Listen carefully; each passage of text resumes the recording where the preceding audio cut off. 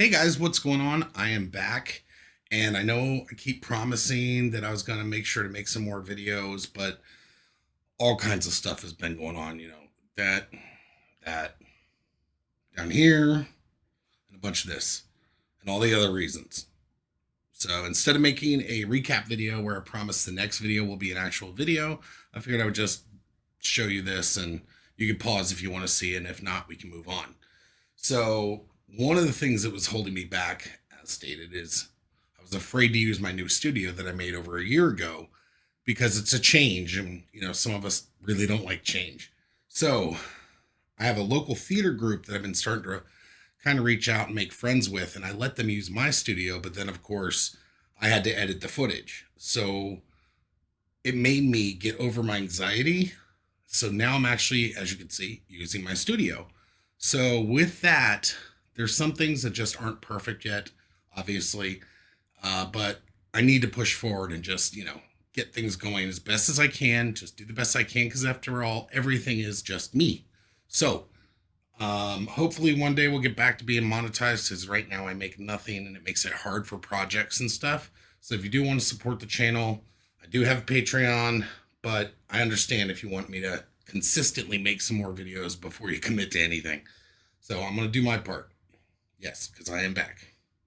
I also have been, really bummed out. And the other day, my wife, today, when I'm filming this, is my birthday. So my wife surprised me with a party where people I didn't know cared about me showed up and were saying really great things about me. And I'm hoping that it's kind of got me over my slump.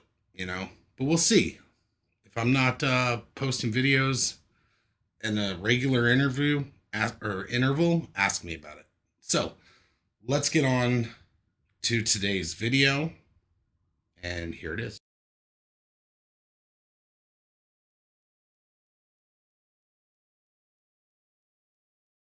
So today we're talking about security, and there are definitely a bunch of things you can do, but the first and foremost is I know a lot of you out there are using drives that were pre-assembled, pre-programmed, pre-configured, whatever. And the problem with a lot of those systems is they pretty much all use the administrator account as the normal user account. This is not a good idea. This is not safe in any way, shape, or form when it comes to a Windows machine. Now, I say that because with a Windows machine, when you're going through the setup, and you can see that over here, there's no part where it's specifically saying what is your administrator account. And then once you've set that up, what user account are you going to use normally? The account that you create during setup and through most factory installs when you buy a computer, the account that you're using for day-to-day operations is listed as a full administrator. This is not good on Windows machines, especially. Now, Linux and Mac machines, they do a lot of times have you run the administrator as the account, but before you do anything that requires elevated rights, the system will prompt you. Now, to be fair, Windows Vista, they did try this. But the problem was, as everybody remembers, the biggest thing that annoyed people about Windows Vista was every single time you wanted to do something, you would get hit with that, or you would get hit with that. And it's like you couldn't do anything without having to answer confirmations over and over and over again.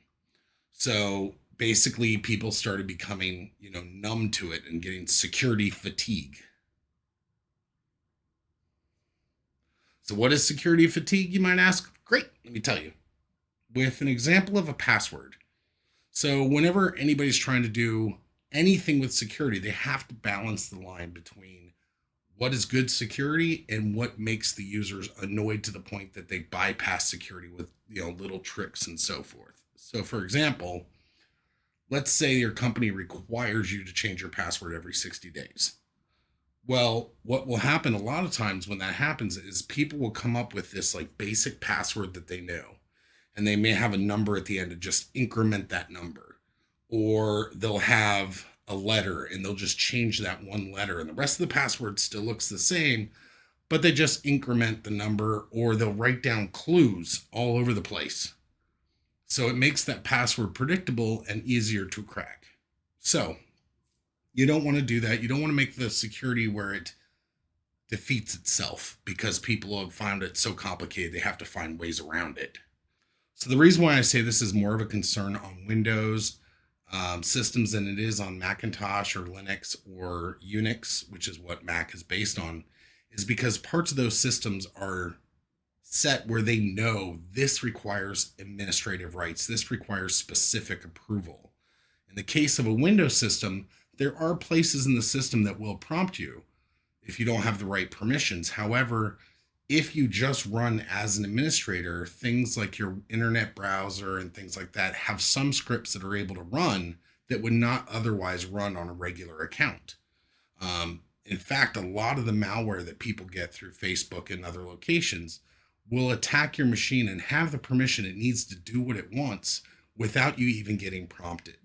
So the reason why I also suggest you don't run as your admin account and you run your system as a regular user account is because then pop-ups will occur and make you go, whoa, what's going on? So like even on my own machine, I'll be browsing somewhere and I'll see a pop-up where there shouldn't be one. And I know that that site is trying to do something malicious. So it allows me to close the browser, get away from that danger. Whereas if I was running under an administrator account, the virus would have already infected my machine. So let me show you guys how to take your machine that's using those administrator accounts and get them down to a lesser user account. Now, if you have Windows 7, this may look a little bit different, but it's the same premise on both. Basically, we're going to go right click where the computer is. We're going to choose manage. We're then going to go into local users and groups, and we're going to select the users folder. Here, we're going to create a new user account called local admin. And the password can be simple. Normally, I would suggest strong passwords. However, this, by not using the administrator account as your main account, that's improving your security, even if you have a weak administrator password, because the administrator password is also not going to be accessible via the network by default unless you turn on sharing. If you do have sharing turned on, make sure to make a stronger password. Once you've set up your local administrator account, we're going to want to add that to the local group for administrators.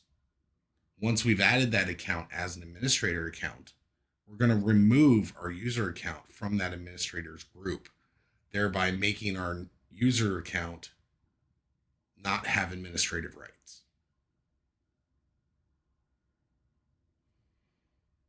All right, so now that I'm getting comfortable using my studio, it should make it a lot easier for me to get more videos out more frequently. So if there is a video topic that you want me to cover, please make sure to put that in the comments below. So if you haven't already, please like this video and subscribe to the channel. It really does help with the algorithm and kind of lets me know of your presence. So it kind of motivates me to get more videos going. Also, if you've had an issue with security from running your account as the administrator account, please put that in the comments below. I'd love to hear some of the horror stories that we've all experienced, and maybe it'll help get some other users to not use their administrator account on their system.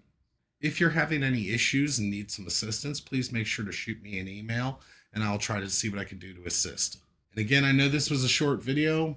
Thanks again for watching, and a new video will be coming soon.